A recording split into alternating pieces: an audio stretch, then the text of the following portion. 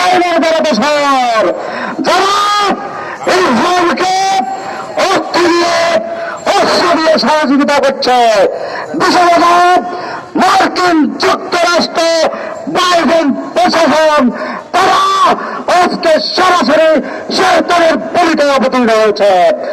তাদেরকেও বিচারের মুখোমুখি হতে হবে। আজকে আন্তর্জাতিক অপরাধ ট্রাইব্যুনাল এই নেতানিয়াহুকে যুদ্ধাপরাধী হিসাবে রায় দিয়েছে।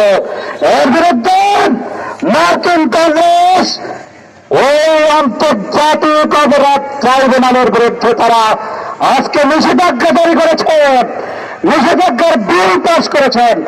আমরা স্পষ্ট কথা বলতে চাই, মার্কিন যুক্তরাষ্ট্র আজকের এই ভূমিকার জন্য সব তুললে মার্কিন যুক্তরাষ্ট্রের স্বার্থের বিরুদ্ধে যে কোনো আঘাত আসতে পারে।